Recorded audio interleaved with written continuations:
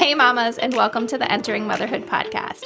I'm your host, Sarah Marie Bilger, a wife, mom of two, VBAC mama, and doula. Join us every episode to learn from professionals, special guests, and moms just like you, ensuring that you know what you need to know and discover things that you didn't know before. I believe in you. Let's doula this, and let's navigate the transition of entering motherhood together. Hello, and welcome to another episode of Entering Motherhood.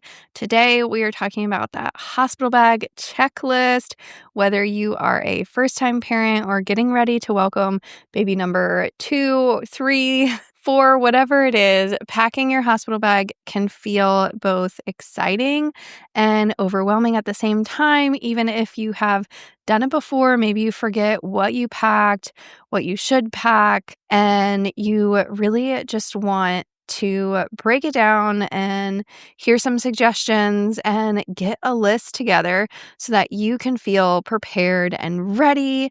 You want to know what you really need, when you should start packing, what does the hospital have already, how do you pack in a way that actually supports you and comforts you and not just, looks good or looks cute or everything's all matchy, but what's actually practical. So in this episode, I'm going to walk you through how to prepare, when to pack, what to bring, what to leave behind, and all of that good information for both you and your partner and baby and everything in between. So first things first, I want to talk about when you should pack your hospital bag. And a good rule of thumb is to have it ready between 34 and 36 weeks.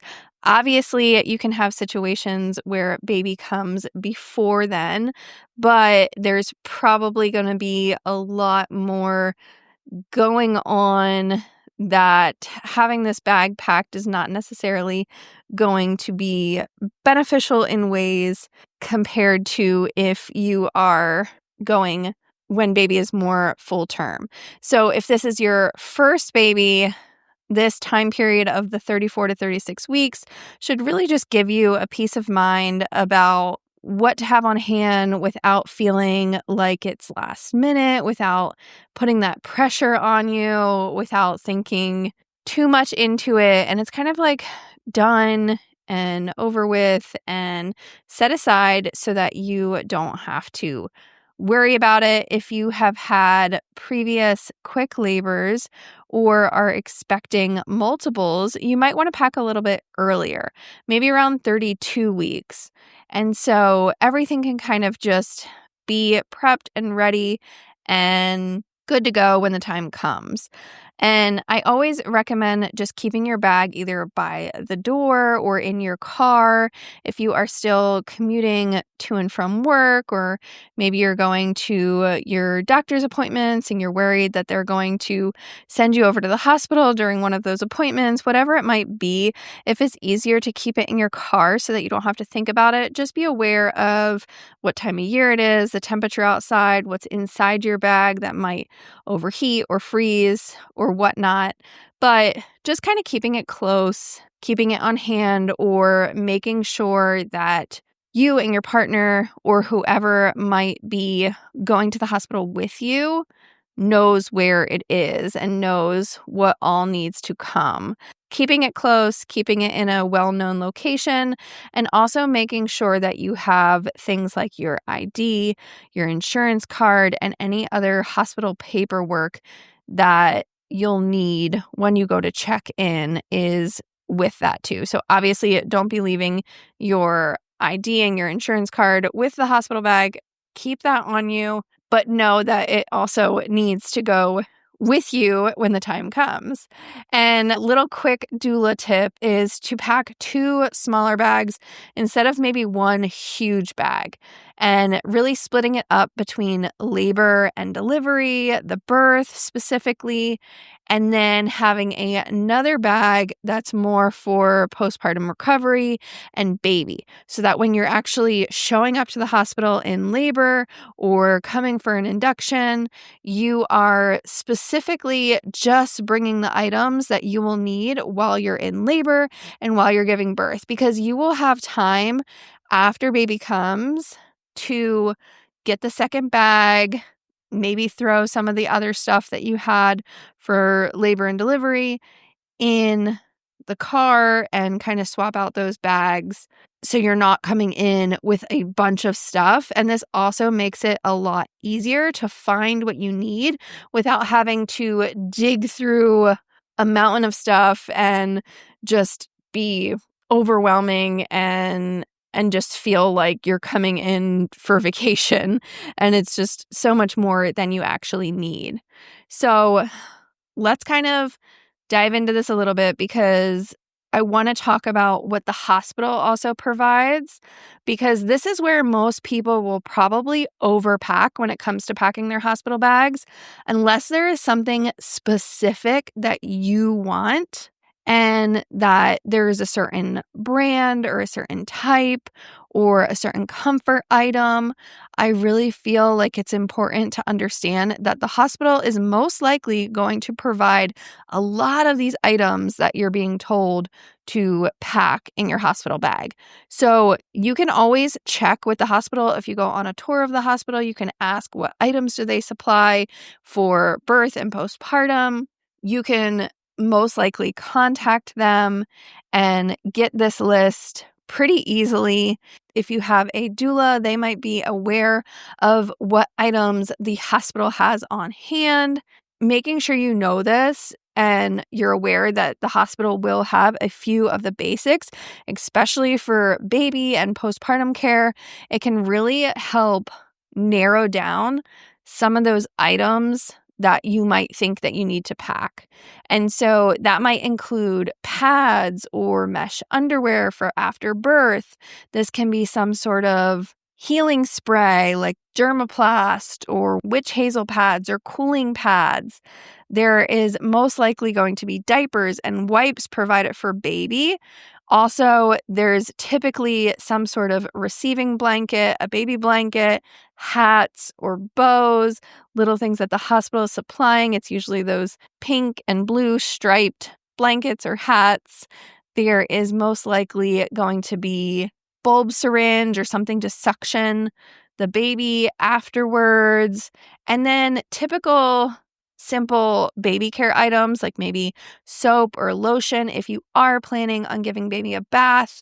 Again, if there is a certain type of brand or products that you prefer or want to use that is not aligned with what the hospital is going to have, then go ahead and bring that. And sometimes even the hospital will have formulas or bottles that you can choose from if that is the route that you are planning on going.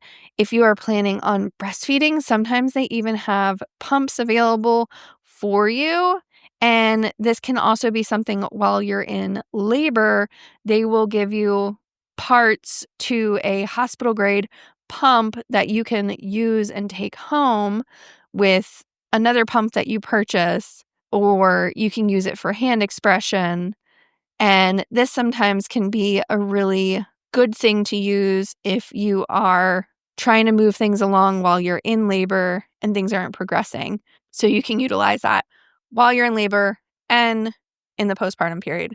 And of course, like I said, what's available at the hospital can absolutely vary. So don't hesitate to call and ask what's provided and potentially get a list so that you can confirm what they have and you don't have to be double packing or overpacking these items. Now I want to go into essentials for you, because this is your birth experience and we want to make sure that you have all of those things that are going to bring you comfort and make you feel warm and homey and cozy while you are in the hospital. So, like I said before, make sure we're having, the important paperwork like your ID, insurance, things like that, but also have a copy of your birth preferences.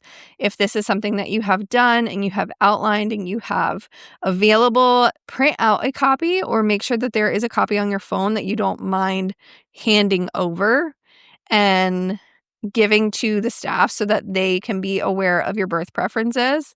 A few other things would be things like a phone charger, maybe one with an extra long cord because you don't know how far away a plug is from where you are going to be if you want to have your phone close to you. Maybe some things like chapstick, hair ties, a water bottle, snacks, and make sure your partner is packing snacks too. I know sometimes there's going to be hospital policy or regulations and things like that they're saying you're not allowed to eat, but leave that up to your own discretion and pack some snacks that is going to give you some fuel. And sometimes they will say liquids are okay, so maybe even some gel packs, some honey, things like that maybe they're a little bit more lenient to allow. But just know that this is your birth and you're allowed to make those decisions, and there are other options available for you rather than Jell-O and popsicles and ice chips. So pack some snacks.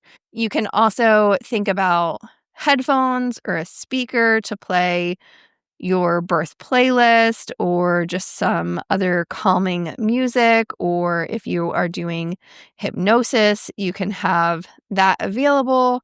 Maybe some comfort items like some cozy socks, a special robe or gown that's not provided by the hospital, your own pillow, some essential oils, and aromatherapy, if that is your thing, a diffuser, making sure those things are charged or you have all the cords for them and all the parts for them so that you can utilize them. And then some things that are going to be more for postpartum would be a nursing bra or tank top, maybe some loose clothing, comfy clothes, a nightgown, an outfit for going home. Maybe if you want to do the matching outfits, things like that. Some slippers or shoes that are very easy to get on and off. Maybe even if you're planning on showering there and you want some shower shoes, that can be super beneficial. And then the hospital most likely is going to provide one, but if you want a specific type, you can get a peri bottle too. And even if you want to pack some herbs or things to put in that for those initial postpartum moments. And then, of course, you want to think about your toiletries. So things that you are going to want on hand while you're there. This can even be while you're in labor just to refresh and feel better. It can be toothbrush, hairbrush, face wash, deodorant, anything that makes you feel just you again. Or if, like I said, you're planning on showering there and you want to have specific items that you utilize, make sure you pack those. Again, just any specific comfort items that you feel are just going to make it feel more homey, like a special blanket or pillow from home, maybe even just a pillowcase that feels more comforting to you. And you could even potentially pack your own towel because most hospital towels are going to be tiny and not as soft or comforting. So if you want to pack your own towel, that's perfectly fine too. Some items for baby that you might want to pack that you have not thought about could be outfits and packing multiple outfits. You never know if there's going to be a blowout situation or if you want to take some photos while you're in the hospital or if you have a specific going home outfit. You might be there for only 24 hours. You might be there for 48 hours, depending on hospital policy or what you feel comfortable with or how you birthed your baby or what kind of situations are going on or if there was any complications, or if you had an epidural. These are all things that can kind of factor how long you're going to be there. So making sure that you're packing multiple outfits. And then again, the hospital is most likely going to have receiving blankets, but if there is a specific swaddle or blanket that you want to have for baby, or if it's again like thinking of the time of year, if it is a time of year that's a little bit colder and you want to have a little blanket to go over top of them after they're already buckled into their car seat, this can be super helpful. We have always used, it's kind of this stretchy material that actually is made to fit over the whole car seat and then even zips up. that is fleece lined and wind resistant, which is really nice if it is colder. Making sure you have that car seat installed, having socks or those little mittens to help them from scratching their face. If you plan on using a pacifier or anything like that, you can make sure that you're packing those things as well. Of course, again, do your own research, figure out what works best for you. Sometimes people don't introduce that till later. Obviously, there's different things that you can do, but if that's something that you want to provide, make sure that you're packing it. If there's any other special little name sign or little loveys or accessories that you want to have for photos or announcements and things like that, make sure that you're packing that as well so it's there. And again, just really try to keep it simple. The hospital will most likely have a lot of different stuff to just get you started. These are all just things that are going to bring you more comfort, that are going to be available for you if you have specific preferences or, like I said, want certain pictures or accessories or things like that while you're there. But there really isn't much that you actually need. It's all just making sure that you have everything packed that you want. And then again, I always remind my clients your hospital bag is for things that you want to have that are going to make you feel a certain way too. So make sure that you're packing things that feel grounding and familiar and homey, maybe something that's really soft to touch. Maybe it's a certain blanket, something that smells familiar, smells like home, makes you feel more at peace. Maybe, you want to pack affirmation cards or have little visualizations during labor, little things that are going to bring you joy, little things that are going to make you feel more at peace. And remember that it's totally okay if you forget something. You're not being graded on what you pack in your hospital bag or anything like that. And honestly, most of the time, just try to get in the mindset that if you forgot something or if you forgot a piece of something, that it's going to be okay. And this is just a short period of time and you're going to get home and you can order all the things that you need or have somebody pick up something from a store later on and you're going to be okay. So just a little recap, make sure that you have items for you, for baby, your partner, those extra added comfort items. You're just gathering it and getting it all together so that you can be ready to go at any moment. Remember, the goal is not to have this picture perfect snapshot set up, but to feel comfortable and prepared and supported during one of the biggest days of your life. So whether you are packing weeks in advance or throwing things all together in those last few weeks, trust me that you will have everything that you truly need.